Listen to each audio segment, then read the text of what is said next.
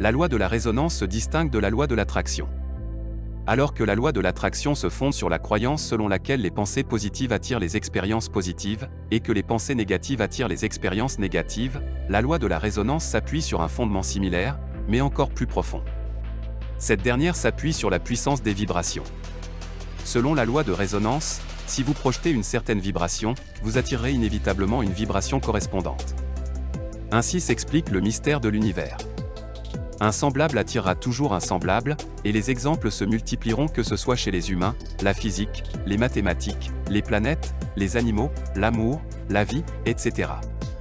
Tout ce qui a une certaine fréquence attire en conséquence une autre fréquence synchrone. Dans cette vidéo, nous allons vous lire un texte sur la loi de la résonance. En espérant que vous l'apprécierez et qu'il vous ouvrira de nouvelles pistes. La vie est très calme et monotone avant que l'univers nous ouvre ses portes. Nous avons tous nos problèmes dans la vie. Nous avons tous des aléas et des insécurités du quotidien. Parfois nous nous sentons détendus, parfois trop émotifs. La douleur est différente pour chacun, et parfois, cette dernière est complètement déchirante. Mais vous savez quoi? Les problèmes doivent exister. Nous ne pouvons pas sauter des niveaux dans la vie et brûler les étapes. Jusqu'à récemment, j'ai vécu ma vie dans l'inquiétude permanente. Aujourd'hui je le fais toujours mais contrairement à avant, je vois cette fois-ci l'autre côté de la montagne. J'avais des problèmes qui me faisaient me sentir sans valeur parce que je me sentais faible et inapte à ce monde. J'avais l'impression de ne pas être suffisant. Je ne voulais raconter mon histoire à personne jusqu'à ce que je réalise que c'était la seule façon de me développer et de gagner en estime de soi. Je suppose que c'est la polarité de la vie. Elle nous apprend à voir quelque chose de bon même dans nos heures les plus sombres, et à la fin, nous y arrivons toujours. Nous avons appris quelque chose de chaque déception, et chaque erreur a changé notre vie. Même dans les moments les plus sombres se cache une certaine forme de beauté. J'ai appris à aimer ma douleur parce qu'elle me dit que je suis vivant. Elle me dit que j'ai une raison de vivre. Elle me dit que je suis assez fort. On vit la douleur que l'on peut supporter. C'est pourquoi il ne faut jamais abandonner.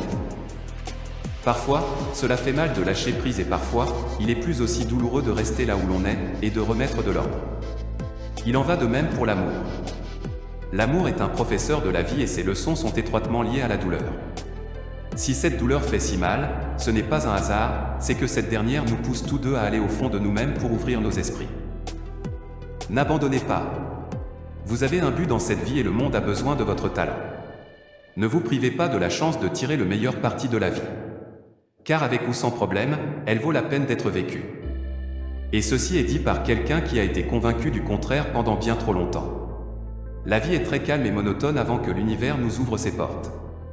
Elle est très calme et monotone parce que nous apprenons enfin à accepter les choses telles qu'elles sont. Nous sommes libérés des attentes et de tout ce qui ferme notre vision, et c'est seulement à ce moment-là que le miracle se produit.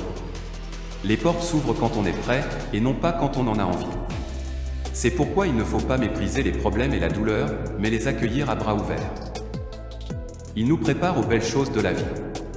Quand vous vous sentez déprimé, rappelez-vous simplement que vous avez survécu à tout ce que vous avez traversé. Pensez à tout ce que vous n'avez pas encore vécu et à tous les beaux moments que la vie vous réserve. Il y a tellement d'endroits que vous n'avez pas encore visités, de choses que vous n'avez pas faites et de gens que vous n'avez pas encore rencontrés. La vie est pleine de petits moments et ces petits moments peuvent apporter de grands changements. Ne sous-estimez jamais les petites choses. On nous parle toujours des grandes choses alors qu'en réalité, ce sont les petites choses qui changent tout. Je vous promets que tout changera, que des portes s'ouvriront, et que vous continuerez à avancer dans votre vie même si vous vous sentez pris au piège.